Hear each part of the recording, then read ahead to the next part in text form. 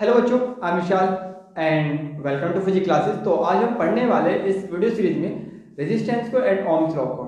And hope ये video आपके लिए काफ़ी इन्फॉर्मेटिव रहे। तो आप इस वीडियो को पूरा देखिए।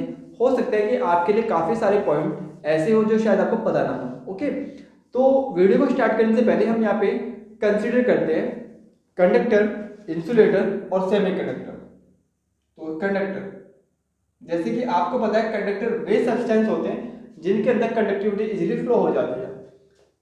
सेकंड आपका सेमीकंडक्टर, वे सब्सटेंस जिनके अंदर कंडक्टिविटी ना तो ज्यादा अच्छी होती ना ज्यादा बेकार, जो बीच का होता है। ओके, लास्ट है आपका इंसुलेटर, जिनके अंदर कंडक्टिविटी फ्लो ही नहीं होती। तो ये है आपके तीन सब्सटेंस, इनको हम वीडियो के लास्ट में डिफाइन करेंगे। ओके, अब बात करते हैं अपने टॉपिक के रेजिस्टेंस। तो रेजिस्टेंस होता क्या है? तो आप हेडिंग डालिए रेजिस्टेंस। अगर हम रेजिस्टेंस की बात करें तो रेजिस्टेंस एक प्रॉपर्टी है किसी भी मैटर की या किसी भी सब्सटेंस की, एक ऐसी प्रॉपर्टी जो आपको रेजिस्ट करता है, किसको? करंट की फ्लो को। फॉर एग्जांपल, जैसे कि हम अपनी बॉडी पे लें तो हमारे अंदर जो बैक्टीरिया या फिर वायरस है, तो हमारी बॉडी की एक पावर होती है जो प्रोटेक्ट करती है किसको? बॉडी को, किसी बैक्टीरिया या फिर वायरस से। ओके, तो वो हमारा रेजिस्टेंस है बॉडी का। इसी तरह से किसका होता है? सब्सटेंस का होता है। तो ये कंडक्टर या सेमीकंडक्टर या इंसुलेटर, तो सभी का अपना रेजिस्टेंस डिफरेंट डिफरेंट हो सकता है। ओके, तो रेजिस्टेंस प्रॉपर्टी है किसी भी सब्सटेंस की जो यहाँ पर अपोज करता है या रेजिस्ट करता है किसको?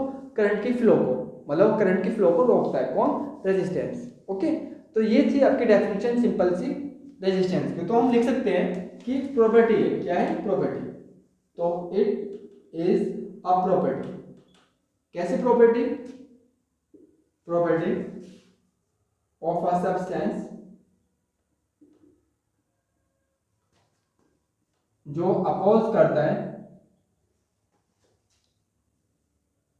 The flow of current through it. Okay, through it, इसको हम जानते हैं किस नाम से? रेजिस्टेंस के नाम से या इलेक्ट्रिक रेजिस्टेंस के नाम से। Okay, it is known as electric resistance. अब इसको और अच्छे से समझने के लिए हमने यहाँ पर एक डायग्राम को कंसीडर करना पड़ेगा। सपोज कीजिए हमारे पास ये क्या कंडक्टर है? क्या है? कंडक्टर। ओके, इस कंडक्टर की जो कंडक्टिविटी तभी होगी तब यहाँ पर हम बाहर से क्या लगाए? बैटरी को ऐड करें। तो हमने इसके एंड्स पर क्या लगा दिया? बैटरी, मतलब पोटेंशियल अप्लाई कर दिया। तो बैटरी का अपना क्या? पोटेंशियल है। पोटेंशियल क्या करता है? एक जो चार्ज होता है, चार्ज को एक पॉइंट से दूसरे पॉइंट तक ले जाता है। जब चार्ज चलेगा, मूव करेगा, तो वहां पे क्या बनेगा? करंट। तो बैटरी लगने की वजह से क्या आ गया? यहाँ पर करंट आ गया। तो करंट यहाँ पे क्या रहा? फ्लो हो रहा है। ओके, तो जो अप्लाइड वोल्टेज है या अप्लाइड पोटेंशियल है और जो आपकी करंट है, उसका जो रेशियो होगा वही क्या होता है? रेजिस्टेंस होता है। ओके, तो सिंपल से आप लिख सकते हैं द रेशियो, द रेशियो मतलब अनुपात। किसका अनुपात? The ratio of applied potential, मतलब जो अप्लाइड पोटेंशियल है, अप्लाइड पोटेंशियल डिफरेंस टू जो इसके अंदर करंट है, resulting current. Okay, through it, वो हमारा क्या है? आई। तो ये आपका रेशियो है किसका? अप्लाइड पोटेंशियल का और आपका करंट का। तो इसको हम लिख सकते हैं आर से। तो इट डिनोटेड बाय आर, और फॉर्मूला क्या होगा आपका? रेशियो किसका? अप्लाइड पोटेंशियल मतलब V, और जो इसमें करंट फ्लो हो रही है I। ओके, तो ये है आपका रेजिस्टेंस। अगर हम बात करें इसकी यूनिट की, तो यूनिट मतलब क्या है? इसको हम नापते हैं, तो इसका यूनिट होता है ओम। ओके, वो हम बाद में कंसीडर कर, बाद में देखिए कि ओम्स है क्यों। तो ओम, इसका सिंबल कुछ इस तरह से होता है। अगर सिंबल में हमें दिखाना तो इस तरह से। ओके, जैसे कि आप देख पा रहे हो, ये आपका सिंबल किस तरह से? रोड में ब्रेकर आता है ना, ब्रेकर की तरह से। ओके, या स्पीड ब्रेकर की तरह से। अब देखिए रेजिस्टेंस किसके इक्वल है? V over I। ओके, मतलब जो आपका आर तो ओम हो गया, वी के लिए क्या लिख सकते हैं आप, वी के लिए लिख सकते हैं वोल्ट, ओके, और आई के लिए एम्पियर। तो जो ओम है किसके लिए होता है, वोल्ट पर एम्पियर, ओके, इस चीज को भी आप नोट कर लीजिए। थर्ड, आप याद रखना है कि जो रेजिस्टेंस है, रेजिस्टेंस किसी भी कंडक्टर का, वो आपका इंक्रीज होता है किसके साथ, टेम्परेचर के साथ। मतलब अगर टेम्परेचर बढ़ेगा तो इसका रेजिस्टेंस, मतलब जो कंडक्टर का रेजिस्टेंस क्या जगह बढ़ जाएगा, ओके। तो ये स्पेशली कंडक्टर के लिए, फॉर कंडक्टर, ओके, जो रेजिस्टेंस है वो आपका इंक्रीज हो जाएगा विद राइज टेम्परेचर, अगर टेम्परेचर इंक्रीज होता है। तो टेम्परेचर बढ़ने के साथ साथ क्या होता है, रेजिस्टेंस बढ़ जाता है किसका, कंडक्टर का। ये एक इंपॉर्टेंट पॉइंट था आपके लिए, तो इसको आप नोट कर लीजिए। तो ये तो था रेजिस्टेंस। आई होप आपको समझ में आया होगा रेजिस्टेंस होता है क्या। तो दोबारा से मैं रिपीट कर दूं, तो रेजिस्टेंस क्या है, ये रेशियो होता है किसका, अप्लाइड पोटेंशियल और करंट फ्लो का, ओके। सिंपली इसको कैसे लिखते हैं, आर से वी ओवर आई, और इसका जो यूनिट होता है क्या होता है, ओम, या आप लिख सकते हैं कि ओम किसके इक्वल होता है, वोल्ट पर एम्पियर। मतलब वोल्ट किसके लिए, वी के लिए, और एम्पियर किसके लिए, आई के लिए, ओके। तीसरा हमने यहाँ पे लिखा कि जो कंडक्टर है, कंडक्टर के लिए रेजिस्टेंस वो बढ़ जाता है अगर उसका टेम्परेचर क्या करे, बढ़ाए, ओके। और भी आपको यहाँ पे याद रखने की जरूरत है कि जो रेजिस्टेंस है वो प्रॉपर्टी है किसी भी सब्सटेंस की, ओके, जो क्या करता है, अपोज करता है किसको, करंट की फ्लो को, ओके। तो ये था सिंपली आपका रेजिस्टेंस। अब बात करते हैं ओम्स लॉ की, ओके। तो अब देखते हैं हम यहाँ पे Ohm's law, okay. Ohm's law थोड़ा इंपॉर्टेंट टॉपिक है 10th क्लास स्टूडेंट्स के लिए स्पेशली, ओके।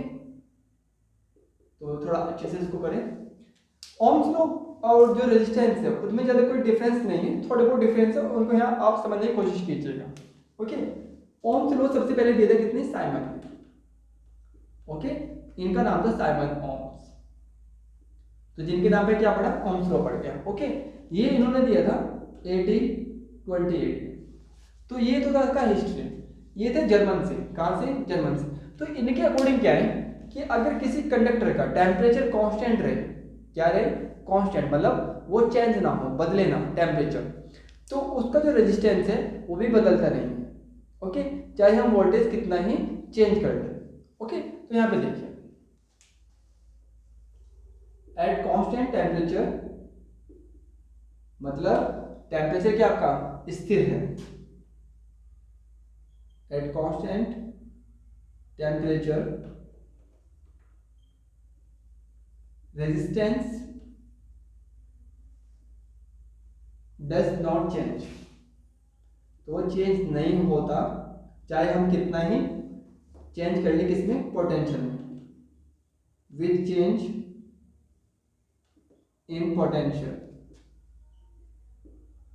डिफरेंस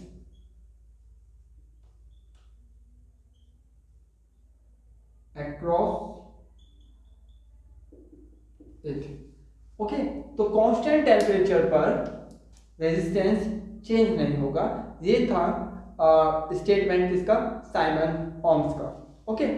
अगर इसको देखा जाए तो इसका मतलब है कि अगर टेम्परेचर कांस्टेंट रहता है तो जो वोल्टेज है, जो पोटेंशियल हमने अप्लाइड किया, पोटेंशियल है या पोटेंशियल डिफरेंस, वो डायरेक्टली प्रोपोर्शनल होता है किसके, करंट फ्लो के। मतलब किसी कंडक्टर के अंदर जितनी करंट फ्लो होती है वो आपका प्रोपोर्शनल होता है किसका, पोटेंशियल, ओके। तो यहाँ पे देखिए, at constant temperature, at constant temperature the applied potential, the applied potential difference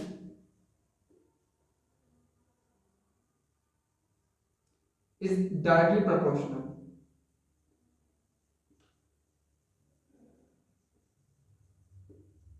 किसके, to the resulting current।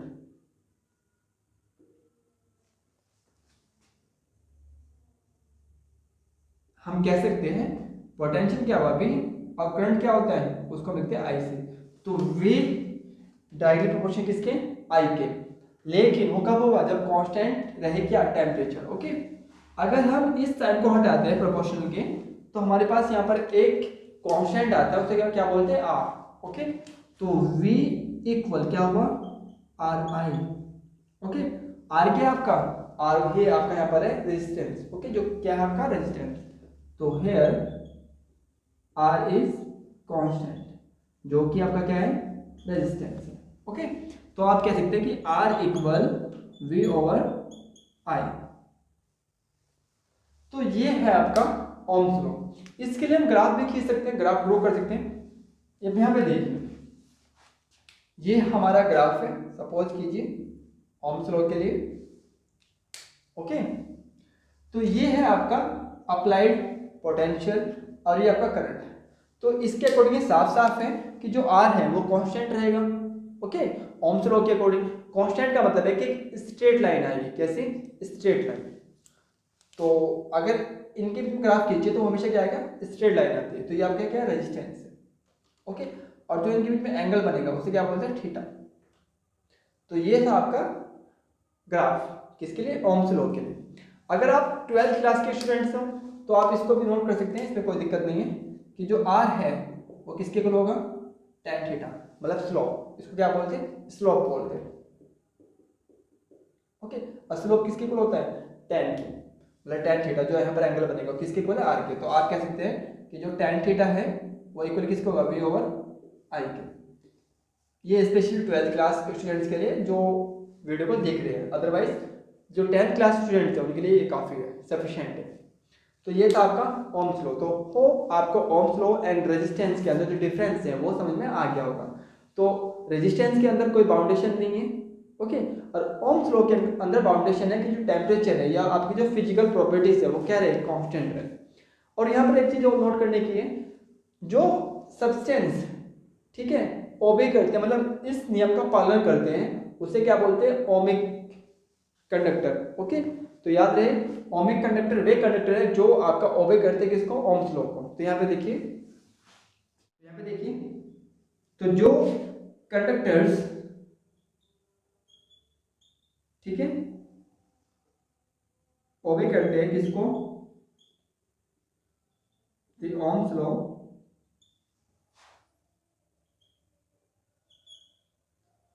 Are said to be ohmic conductor.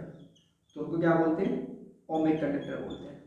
तो ये काफी इंपॉर्टेंट पॉइंट है, आप इसको नोट कर सकते हैं। ओके, तो ये था ओम्स लॉ। तो अब आगे भी पढ़ने वाले हैं इसको, तो बट यहाँ पे थोड़ा देखिए। तो कंडक्टर के अंदर जो कंडक्टिविटी है क्या होती है इजीली फ्लो हो जाती है। इसका मतलब है कि जो उसका रेजिस्टेंस है मतलब R वो क्या होगा लो, मतलब कम रहेगा एज कंपेरिजन इंसुलेटर का जो रेजिस्टेंस है क्या होता है काफी हाई होता है। ओके, सेमीकंडक्टर के लिए जो रेजिस्टेंस है वो ना तो ज्यादा कम और ना ज्यादा हाई होता है। ओके, मतलब बीच का होता है। ओके, तो मीडियम होता है, हम कह सकते हैं मीडियम। अगर रेजिस्टेंस ज्यादा हो जाता है बहुत ज्यादा तो उस केस में क्या बन जाएगा इंसुलेटर। अगर रेजिस्टेंस थोड़ा कम हो जाए उस केस में क्या बन जाएगा कंडक्टर की तरह बिहेव करेगा। ओके, कौन सेमीकंडक्टर। तो दूसरी बात ये जैसे हमने पढ़ा था कि रेजिस्टेंस वो आपका इंक्रीज होता है विद टेम्परेचर। ओके, अगर टेम्परेचर में इंक्रीज है, अगर टेम्परेचर बढ़ता है तो आपका रेजिस्टेंस भी बढ़ेगा। लेकिन सेमीकंडक्टर के अंदर उल्टा होता है, रेजिस्टेंस डिक्रीज होता है अगर टेम्परेचर क्या हो इंक्रीज हो। ओके,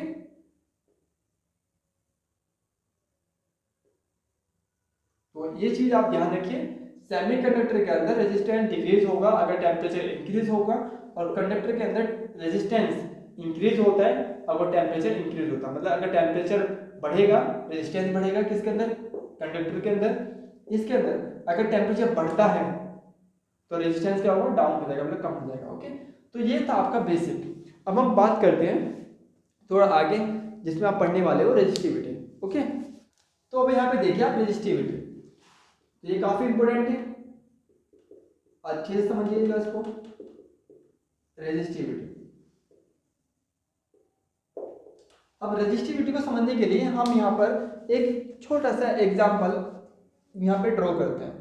सपोज कीजिए आपकी एक वायर है ये, जिसका लेंथ L है, और इसको बोलते हैं क्रॉस सेक्शन।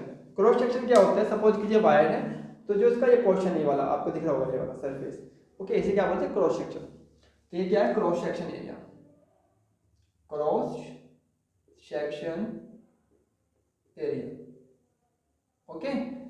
ये आपका क्या एक छोटा वायर है या कह दीजिए पतला वायर है। अब पतला वायर है, मोटा वायर पता कैसे चलेगा, जिसका क्रॉस सेक्शन एरिया ज्यादा होगा वो मोटी वायर है, जिसका क्रॉस सेक्शन एरिया कम होगा वो पतली वायर है, ओके। तो ये सिंपल सा है। अब आपने देखा होगा अपने घरों में कि जो पतली वायर है वो इजीली फूक जाती है अगर उस पर लोड थोड़ा ज़्यादा बढ़ जाए, ओके। जो मोटी वायर है वो जल्दी से नहीं फूकती, ऐसा क्यों है। हमने भी पढ़ा रेजिस्टेंस, ओके।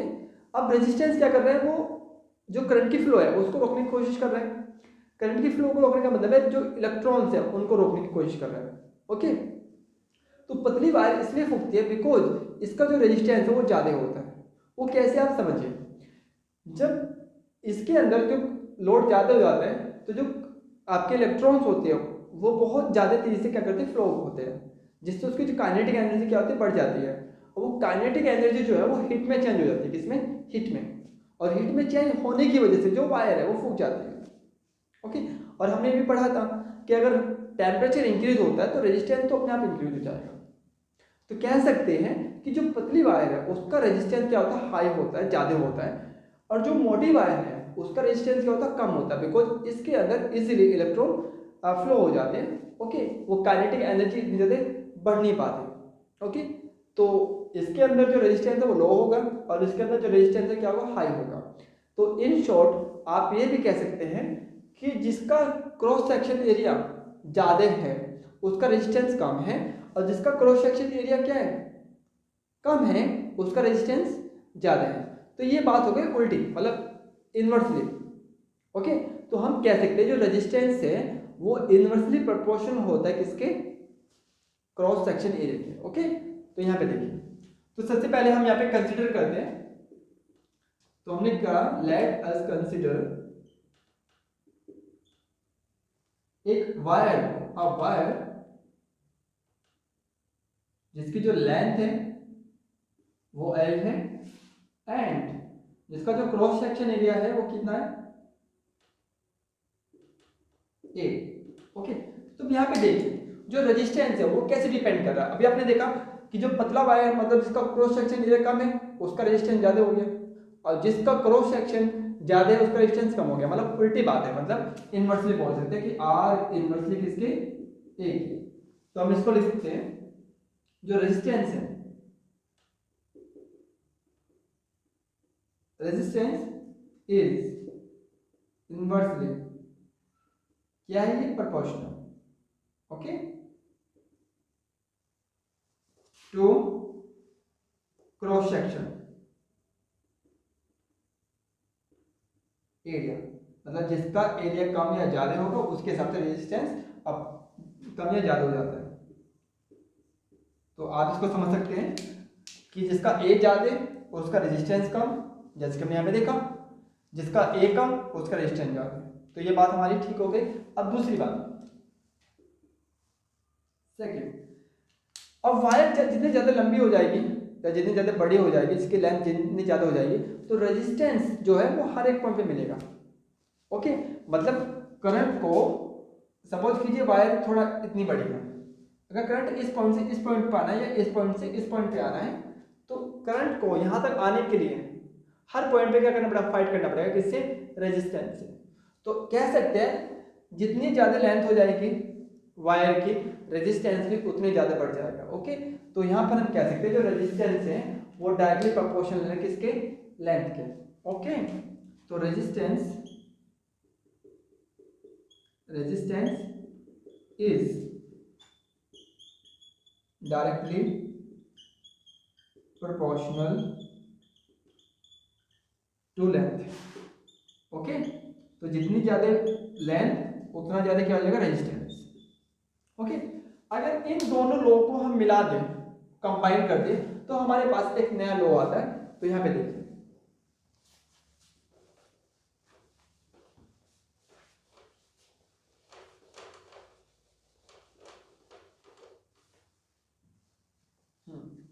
तो अब इनको मिलाइए, तो मिलाने में हमारे पास एक फॉर्मूला बनेगा, एल ऊपर आ जाएगा ए नीचे, तो एल ओवर ए। जब इस साइन को हटाते हैं तो एक कांस्टेंट आता है, क्या आता है, कांस्टेंट। उस कांस्टेंट का हम यहाँ पे नाम देते हैं रो, इसे क्या बोलते हैं, रो। और इस रो को हम क्या बोलते हैं भाई, रेजिस्टिविटी। ओके, तो ये जो है यहाँ पर, here rho is resistivity. Okay, और ये कांस्टेंट भी है। अगर इसको आपको लिखना है तो आप लिख सकते हैं आर, ए इधर जाएगा ऊपर और एल कहाँ आएगा नीचे, तो आप इसको सिंपली याद कर सकते हैं राल, आर ए एल, राल। आई थिंक आपको याद रहे, तो ये एक तरीका है आप इसको याद करने का, रखने का। सबसे पहले इसका देखते हैं यूनिट, कि इसका यूनिट होता क्या है। ओके, जैसे कि हमें पता है कि जो आर है इसका यूनिट क्या होता है, ओम, तो यूनिट हो गया ओम। ओके, ए क्या है, ये है आपका एरिया, मतलब मीटर स्क्वायर। नीचे क्या है, एल, तो ये भी क्या होगा, मीटर, एक मीटर से मीटर कैंसिल, तो क्या बचा, ओम मीटर। तो आप ध्यान रखिए कि जो रजिस्टिविटी है उसका जो यूनिट होता है वो क्या होता है, ओम्स मीटर होता है। ओके, ये तो था रजिस्टिविटी। अब देखते हैं रजिस्टिविटी की कुछ प्रॉपर्टीज। ओके, तो अब यहाँ पे देखें रजिस्टिविटी की कुछ प्रॉपर्टीज। तो जैसे कि हमने यहाँ पे देखा, जो रजिस्टिविटी है वो कांस्टेंट है। ओके, इसका मतलब है कि जो रजिस्टिविटी है वो सभी मेटेरियल के लिए अलग अलग होते हैं, बट वो आपका कांस्टेंट रहती है। एग्जाम्पल के यहाँ पे देखिए, सपोज कीजिए कॉपर की ये पीस है, एक छोटा पीस है और एक आपका बड़ा पीस है। किसका है, कॉपर का। पीस भले ही छोटे या बड़े हैं, इनकी जो रजिस्टिविटी है वो सेम रहेगी। दोनों का जो रजिस्टिविटी होगा कितना होगा, 1.8 10⁻⁸ आई थिंक इतना होता है कॉपर के लिए, एक्चुअली मुझे याद नहीं है। तो दोनों का क्या है, रजिस्टिविटी सेम है।